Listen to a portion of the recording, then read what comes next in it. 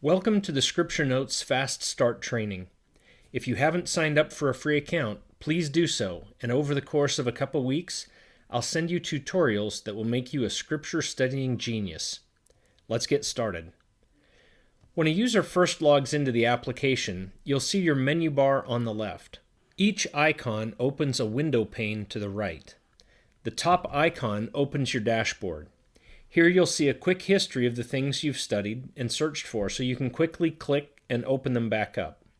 You can also change your password, subscribe, and log out from this screen. The next icon down opens up the reading pane. Here you'll see your library and can navigate to a book and chapter. When the chapter opens, you'll see an arrow to click to expand or contract the pane to see basic chapter and verse notes.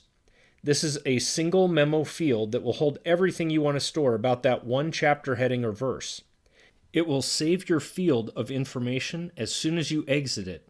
So to save what you're working on in verse notes, just click anywhere outside the box. There are a few icons to the side of the verses.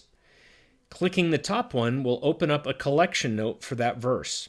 I'll demonstrate more about collection notes in a minute, but in short, this lets you create a note that is offset in a special way. You might paste in a lengthy quote and want to tag it and associate it with a verse, but not put it in the basic verse note. The tutorial series will demonstrate this in different ways. You can also drag additional verses into a collection note if you want to associate the note with other verses. The next icon will show you the collection notes associated with this verse, as well as any footnotes in the verse. The last icon is a drag reference, so you can click here and drag a verse into a collection note. By highlighting text in the verse, you can bold, italicize, underline, change the font color, highlight the text, create a footnote, or clear your markings easily. The breadcrumb trail at the top of the reading pane will let you navigate to a new chapter in that pane, whereas clicking a book and chapter in the library pane will open a new reading pane. Now let me jump to the search icon, because this is going to drive what happens on the other panes. The magnifying glass icon opens the search feature. This is where things get really exciting. Let's say I want to do a search for all instances of the word cross. I get my results in a new pane to the right of the search pane. If I do another search from the search pane, such as resurrection, it will open up another search results window without affecting the search results I currently have open. If I want to modify my search results in the search results window, such as removing all verses that contain variations of the word water, I add -water*, and the results in that pane drop from 55 to 48. If I click the arrow at the top, I can now go down these search results and edit the verse notes for the results. This is incredibly effective to quickly search and post revelatory thoughts about a set of verses. There's also a new set of buttons here to the right of the verse notes.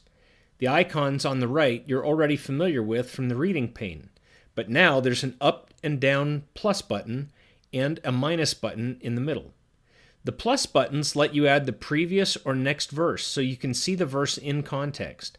Clicking the minus button will let you remove a verse from the search results if it's irrelevant. Now we get to my favorite feature. Why do a search unless there's a way to save that search and summarize your thoughts on the topic?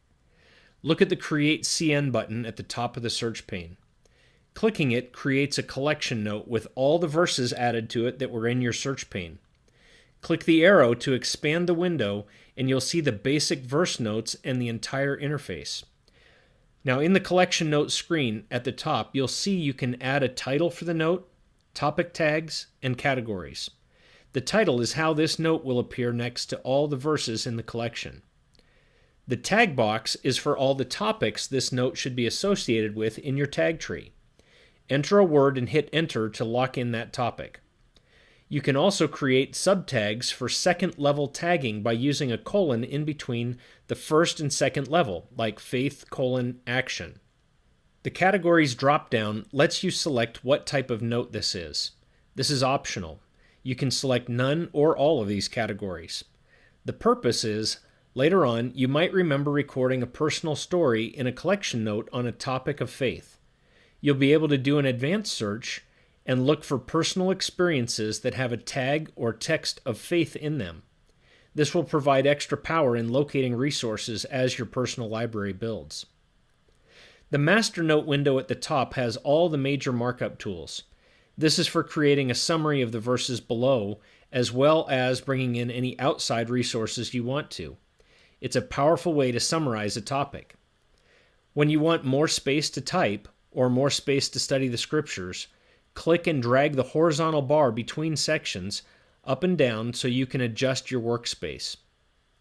As previously noted, the verse notes save when you click outside their box. However, collection notes require you to click the Save or Update button in order to make your collection note a permanent part of your database.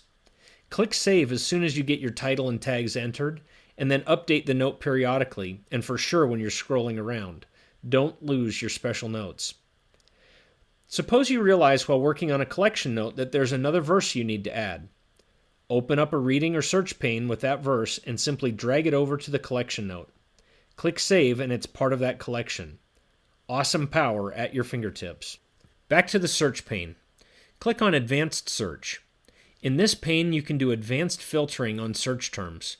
You can search for words just in a particular book, a particular note type, or tag topic.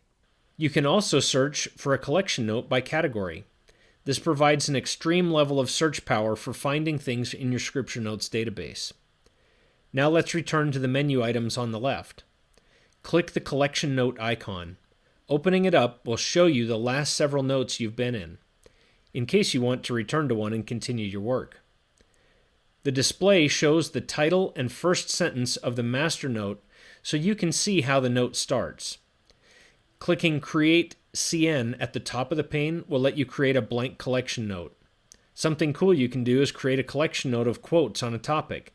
You could create a topic for humility and title it Humility Quotes, and not associate it with any verses. Then open it up anytime to modify or review the quotes. The next icon is the tag tree. As you tag your collection notes with certain topic names, they will appear here under the words you've used in creating the tags. If panes ever go off your screen to the right, and they frequently will, you can use the double triangle icons on the left to scroll your screen or use a trackpad. If you don't have a trackpad, I recommend adding one to your computer as an external mouse. You can have both a mouse and trackpad installed simultaneously. There are many more powerful features coming to Scripture Notes. If you haven't signed up for a free account yet, please do so now. If you have, you'll start getting the tutorial emails tomorrow. In them, I'll teach with specific examples how to get the most out of using this application. Now log in, open up your favorite chapter of Scripture, and in the basic verse notes, start journaling all the thoughts that come to you about the verses. Write down your questions and answers. Highlight and underline the verses. Get familiar with the system because the next email you get will begin your Scripture Jedi training. Thanks for watching. See you tomorrow.